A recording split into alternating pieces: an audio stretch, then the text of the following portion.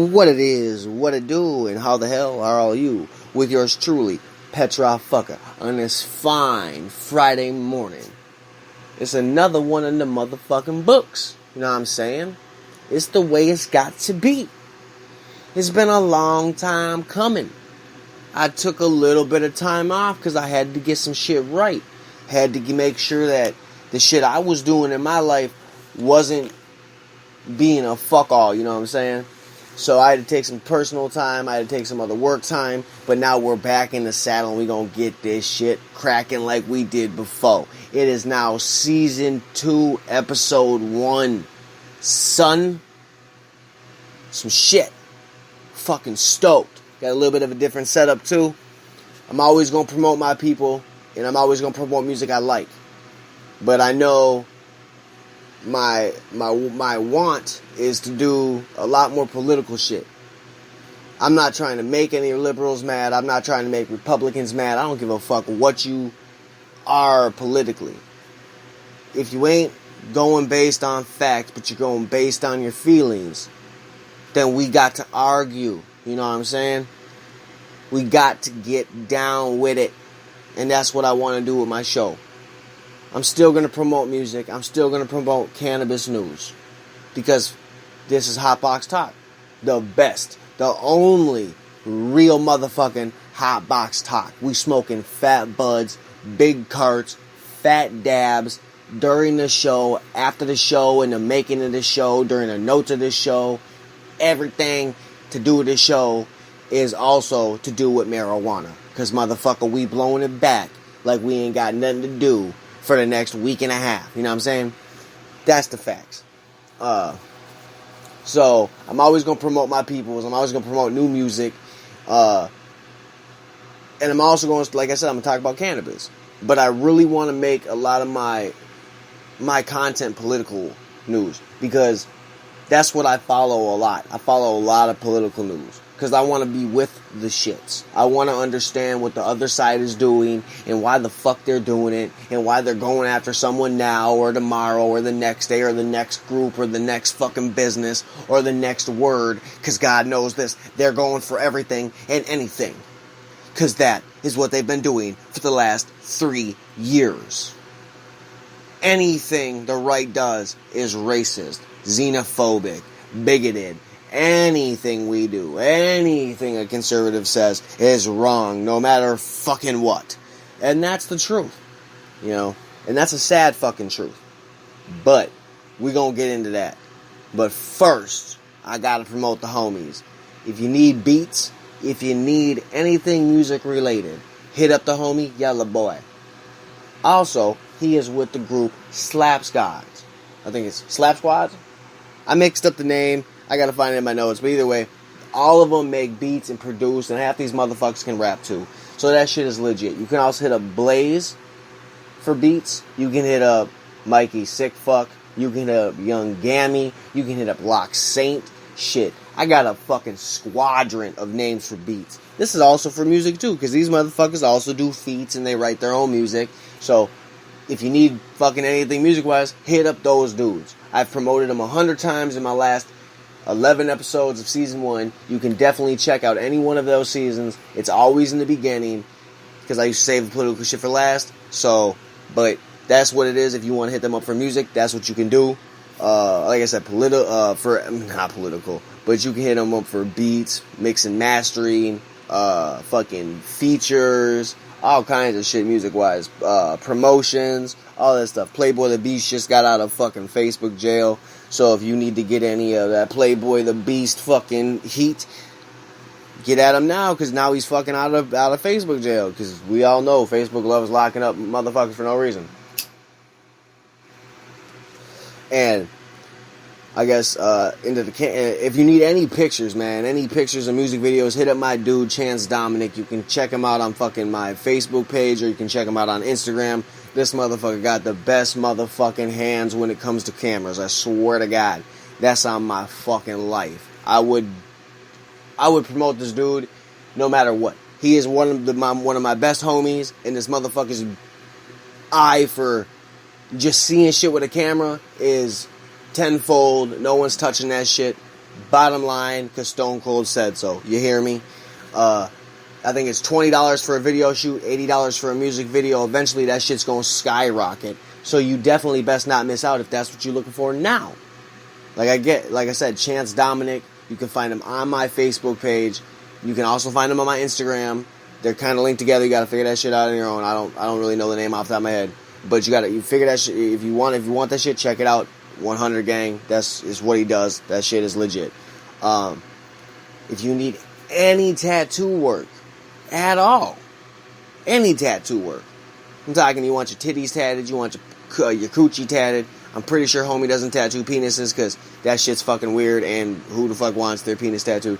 But go to Northtown Inc. in the Northtown Mall. Ask for Jimmy B. That's my dude. Did all my ink. Every tattoo I got, that motherfucker did. Except the tattoos I did myself. But that motherfucker got them softest motherfucking hands. You ain't gonna feel no pressure when he's tatting you. It's like a Jody Breeze song, no pressure. You know what I'm saying? The dude is legit. Got that fucking eye for that talent. Like I said, any tattoo you need, big, small, little, whatever, cover up. Dude's got it on lock. Northtown Inc. Ask for Jimmy B. That's my dude. You can also go on my Facebook page and go to his page. The only Jimmy I got on that motherfucker. Check it out. Go to his ink album, and you can check it all out. Also go to fucking Inked Soul on my Instagram. That is Jimmy B's Instagram. You can check out all the tattoos he does pretty much daily. He do be running specials occasionally when it's a holiday, like they had a Labor Day special. You could have got in that bitch. I think it was $125 for a couple hours. That's a damn good fucking deal. Bottom line, good fucking deal. Need an ink? Check out Jimmy B. Like I said, and that's the bottom line. Because Petrov said so. It's not because Stone Cold did. It's because Petrov said so. You hear me? Petrov said so. Let's go. You already know what it is. So some of my new news is, instead of not putting out podcasts because the news week is so slow, this, that, the other thing. What I'm gonna do is slow news weeks. I'm gonna do 2 podcasts, one in the beginning of the week, and then I'm always gonna do one on Friday because everybody likes to have a good fucking Friday and everybody likes to get high day. You know what I'm saying? So that's what I'm gonna do with my podcast. That's some serious news that I thought I would put out. So anybody that's listening knows when they can tune in. I'm thinking probably the early week, probably Monday, Tuesday. Probably one of those 2 days that I'll put out the early week, and then, like I said, always on Friday. Now, if it's a busy news week, we're going to go back to the original schedule, Monday, Wednesday, Friday. Because busy is busy, you know what I'm saying? And not that busy, a busy news week isn't always, but a lot of the news that comes out, a lot of it is the beginning of the story. In myself personally, I know a lot of people could give a fuck about politics and could give a fuck about watching the news themselves. So I'll do that tedious, monotonous work for every one of my followers, my listeners, whatever, my fans, whatever you want to call yourselves. I will do that for y'all. So then I can sum up the entire story, factual shit, and then give it to you. Yeah, I'm going to throw my own opinion in there, but we know what my opinion already is. It's in the description of the show. It's in the description of pretty much every episode I've ever done. I'm a pothead that likes politics, and I'm a Republican. There's not a lot of us, and a lot of people hate the fact that Republicans even exist. So the fact that I can be, I want to say, in a small group. I live in a blue state. Minnesota is a blue state. Now, mind you, Trump almost won in 2016. Hillary had 51% of the votes. Trump had 49%. So, Minnesota almost flipped red. Now, I would like to believe that Minnesota is going to flip red. I would like to believe that. Because I'm a Republican and I see what's going on in the world. And I see that a lot of shit is being fucked up. And the left is coming for pretty much everything that the Republicans or just general people have ever fucking stood for. Even moderates. People in the fucking center, you know what I'm saying? And a good example I use is Tim Pool.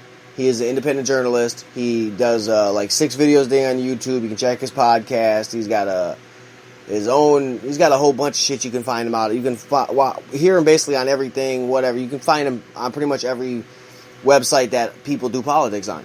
and he had said that the left, there used to be the left, the center, and the right, you know, the three things. But now the left, think of it like a football field. Got the two end zones. The left is at one and the right is at the other, but the center is in the center. But the left, the far left, the alt left, whatever the fuck you want to call them, Antifa is what I'm going to call them. Antifa, them motherfuckers only see one big group massing the center and the right together. Now the center, those are moderates. Those people can kind of sway either which way.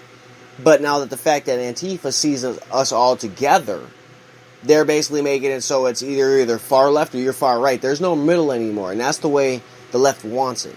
You know what I'm saying? That's why we have the progressives. That's why we have the squad shooting for things that are like, holy shit, are they really pushing for this? You know what I'm saying? And one of the biggest topic on today's episode is guns. They are coming for guns. Period. If you have not read the assault bill, you should. Or you should listen to someone like myself who has read it, and not only read it, but listened to the other side, so the left. I have listened to multiple Democrats and centrists and fucking Antifa members, in a sense. Fucking just, it don't matter. We don't need guns, period. In their eyes. There's no need for them. And this is where it gets kind of gritty. Because Beto O'Rourke, he had even said he is going to ban AK-47s and AR-15s if he becomes presidency. If he gets the presidency. If he gets it, that's what he's going to do. And then another shocker, Joe Biden, good old Joe, the guy that whose eye started to bleed randomly during their fucking 7-hour town hall about climate change. That none of them talked about fucking climate change. They just pushed whatever virtual signaling they could. I mean, shit. Bernie Sanders brought up abortion. Fucking Kamala Harris laughed at the idea that Americans have to use paper straws versus plastic straws, but like Tim Pool had said, she's an elitist, so she'll be drinking out of a fucking... No, that was, my bad, that was another YouTuber, Salty Cracker, that said she'll be drinking out of her fucking, elite straw. You know what I'm saying? Not that that's true, but who the fuck wants to drink out of a paper straw? But that's kind of off topic of the gun. But Biden had said that anything that holds more than one bullet at a time, so anything that's, like how we put a clip into a gun, if that shit's loaded, got 15 bullets in it, the way Biden sees it, that's not necessary for any reason at all. None. And so in his eyes, the only guns we need are revolvers and lever action guns. Guns that shoot one bullet at a time, and you have to cock it back again. It's kind of fucked up. But then if you look at the assault bill states any detachable clip would be banned. So there would be no semi-automatic weapons, no handguns, no rifles, no shotguns, nothing. You would have revolvers and lever action. And not only that, we're going back to Beto. Beto said he would confiscate the guns, not him himself, but they would confiscate the guns with guys with guns. That's not how he said it, but that's the truth. How else would you confiscate it? You have to send someone that has guns. And what if the American society say, no, we're not giving up our guns, even if you want to confiscate them? So you gotta think about that shit. It's not gonna work. It's just not. And then let's talk about the buyback. He said a mandatory buyback. Beto did. A mandatory buyback. Okay. Well, look at Australia. What people that love to quote that they had a buyback. Okay, yeah, they're right. They did have a buyback. They got 1/6 of the guns off the streets. So there was 3 million plus guns and only got 600,000 guns off of the street. So there's still 2 million motherfucking guns on the fucking street. Are you nuts or stupid? Because if you think that's like using Canada's universal healthcare as a fucking pitch when it's literally a shitty healthcare system. If you actually look into it and you know and you fucking do the research, then you know it's a shitty health